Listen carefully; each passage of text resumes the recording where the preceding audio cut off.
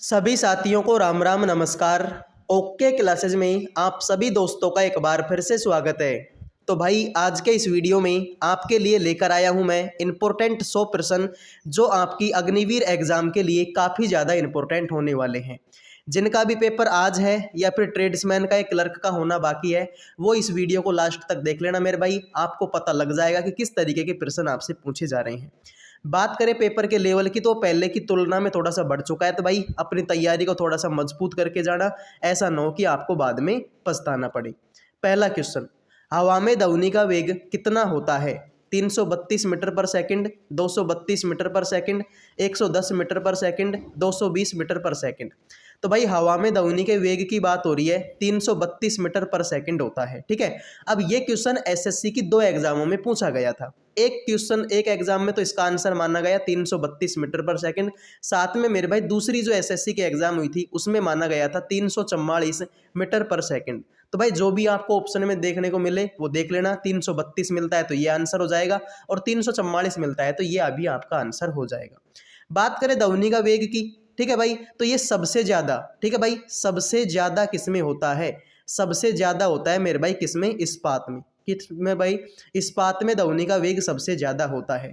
साथ में यहीं पर मेरे भाई आपसे प्रकाश का वेग भी अगर पूछ ले कि प्रकाश का वेग कितना होता है, भाई 3 गुणा में 10 की पावर 8 मीटर पर सेकंड, ये किसका वेग होता है? भाई प्रकाश का। क्लियर है भाई? तो ध्वनि का वेग और प्रकाश का वेग दोनों ही आपको याद रखने हैं।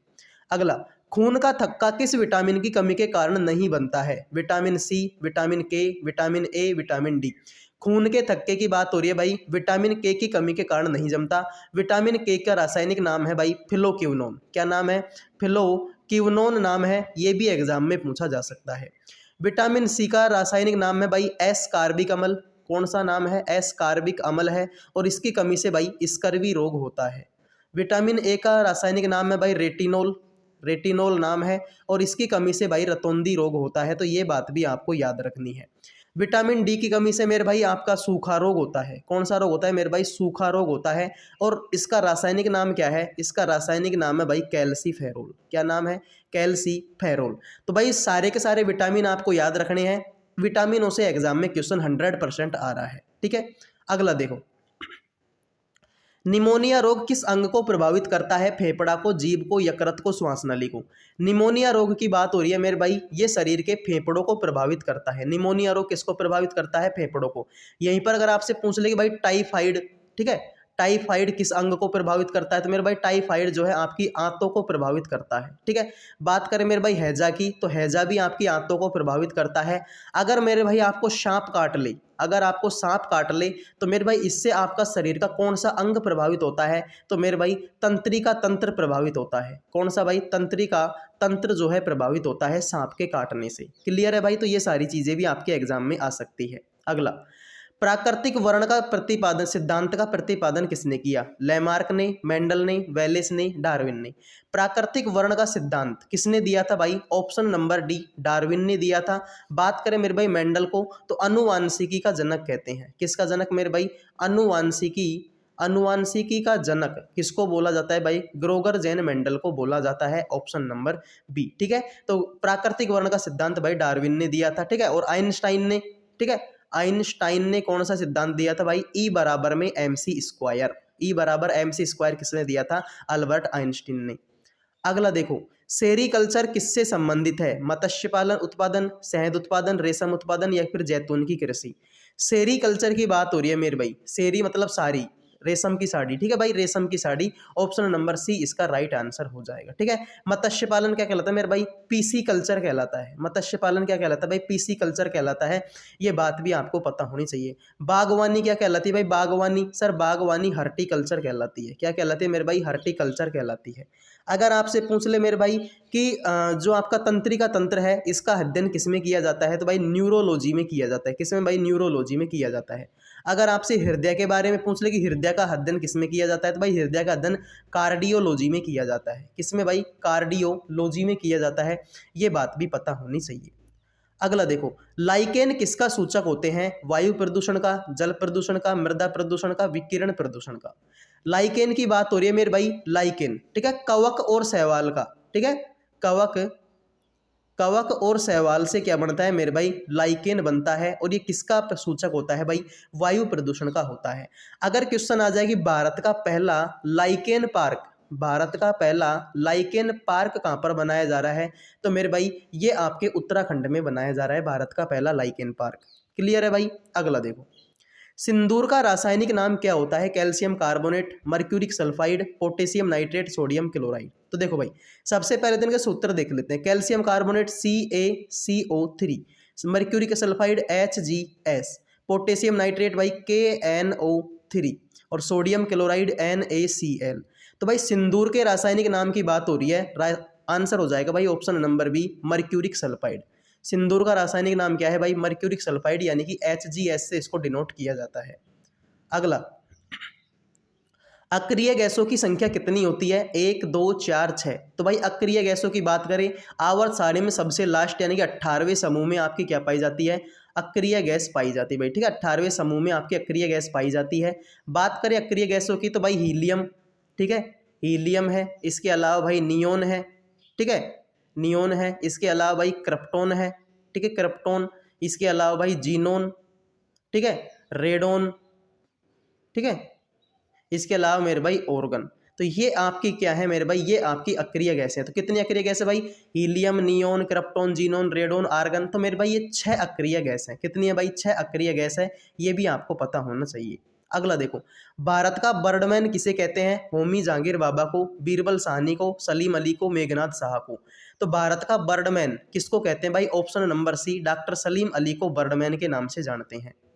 अगला देखो भाई, सूर्य से सर्वाधिक दूर स्थित ग्रह कौन सा है, बृहस्पति, मंगल, वरुण या फिर शनि। सूर्य से सबसे दूर स्थित ग्रह कौन सा है भाई, वो है आपका वरुण।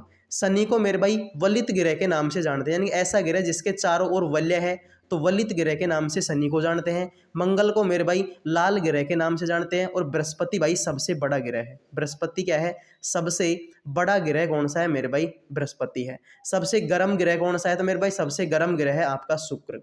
क्लियर है भाई। तो सूर्य से सर्वाधिक दूर स्थित ग्रह कौन सा है भाई, वरुण है, ऑप्शन नंबर सी। ओजोन परत किस मंडल में पाई जाती है, क्षोभ मंडल, समताप मंडल, बहिर्मंडल, इनमें से कोई नहीं। ओजोन परत की बात हो रही है मेरे भाई, समताप मंडल में पाई जाती है। ओजोन परत आपको पैरा बैंगनी किरणों से बचाती है, पैरा बैंगनी किरणों से बचाती है। और ओजोन का रासायनिक सूत्र क्या होता है भाई, O3 होता है। क्या होता है मेरे भाई, O3। ठीक है। अगर पूछ ले भाई वायुयान किस मंडल में उड़ते हैं, जो आपके हवाई जहाज है वो किस मंडल में उड़ते हैं भाई, वो भी समताप मंडल में ही उड़ते हैं। और मेरे भाई मौसम से संबंधित जो घटना होती है, ठीक है, कभी बारिश, कभी गर्मी, कभी सर्दी, तो मौसम संबंधी जो घटना होती है वो क्षोभ मंडल में होती है। तो ओजोन परत आपके समताप मंडल में पाई जाती है, ऑप्शन नंबर बी। अगला देखो, अश्रु गैस का रासायनिक नाम क्या है, calcium oxide, sodium sulphate, chloro acetophenone, calcium carbonate. तो भाई अश्रु गैस का रासायनिक नाम क्या होता है, क्लोरो एसिटोफिनोन होता है। साथ में मेरे भाई जो आपके हंसने वाली गैस होती है, ठीक है, हास्य गैस होती है, उसका रासायनिक नाम होता है भाई N2O, यानी कि नाइट्रस ऑक्साइड। क्लियर है। देखो, लाफिंग गैस का रासायनिक नाम क्या है, तो भाई लाफिंग गैस मतलब हंसने वाली गैस, नाइट्रस ऑक्साइड, N2O इसका सूत्र होता है। ठीक है भाई, क्लियर है। अगला देखो, दावन सोडा या फिर वॉशिंग सोडा का रासायनिक नाम क्या होता है, calcium bicarbonate, NaHCO3, sodium hydroxide, ठीक है, सोडियम कार्बोनेट या फिर सोडियम क्लोराइड। ठीक है। तो भाई इस दावन सोडे का रासायनिक नाम क्या होता है, सोडियम कार्बोनेट होता है। ठीक है, Na2CO3 होता है, Na2CO3 होता है सोडियम कार्बोनेट। और ये सोडियम बाइकार्बोनेट किसका सूत्र है भाई, ये आपके खाने का सोडा है। सोडियम बाइकार्बोनेट खाने का सोडा है और दावन सोडा आपके सोडियम कार्बोनेट है, Na2CO3। उत्तल दर्पण द्वारा प्रतिबिंब कैसा बनता है, वास्तविक और सीधा, वास्तविक और उल्टा, काल्पनिक और सीधा, व काल्पनिक और उल्टा। तो उत्तल दर्पण के द्वारा जो प्रतिबिंब बनता है वो काल्पनिक और सीधा होता है। काल्पनिक मतलब आभासी। ठीक है, तो ऑप्शन में आभासी और सीधा भी मिल सकता है भाई, आभासी और सीधा भी मिल सकता है उत्तल दर्पण के द्वारा। अगला देखो, सबसे भारी धातु कौन सी है, लिथियम, ओस्मियम, आयरन, सिल्वर। तो सबसे भारी धातु कौन सी है भाई, ओस्मियम है। ये बात आपको याद रखनी है। और लिथियम को मेरे भाई चाकू से काटा जा सकता है, लिथियम को चाकू से काटा जा सकता है। ठीक है भाई, तो सबसे भारी धातु ओस्मियम होती है। सबसे महंगी प्लेटिनम।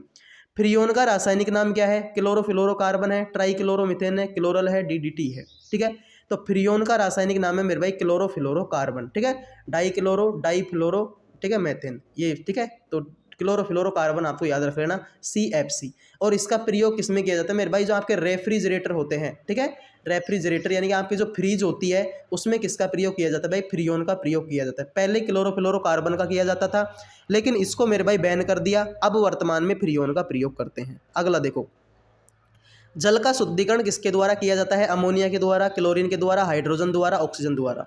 तो जल का शुद्धिकरण भाई क्लोरीन के द्वारा किया जाता है, ये याद रखना है। अगला, HIV किससे संबंधित है, कैंसर से, प्लेग से, हेपेटाइटिस से, एड्स से, ठीक है।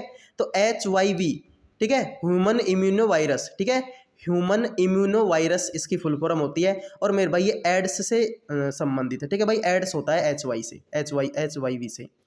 कोशिका के अंदर ऊर्जा का निर्माण कहाँ पर होता है भाई, तो सबको पता है भाई, कोशिका का पावर हाउस माइटोकॉन्ड्रिया को ही कहते हैं। तो कोशिका के अंदर ऊर्जा का निर्माण माइटोकॉन्ड्रिया में होता है। अगला देखो, माइटोकॉन्ड्रिया का संबंध किससे है, उत्सर्जन से, पराषण से, श्वसन से, पाचन से। तो माइटोकॉन्ड्रिया का संबंध किससे है मेरे भाई, ऑप्शन नंबर सी, श्वसन से संबंधित है। अगला देखो, प्रोटीन का संश्लेषण कहाँ होता है, गाल्जी काई में, राइबोसोम में, माइटोकॉन्ड्रिया में, साइटोसोम में।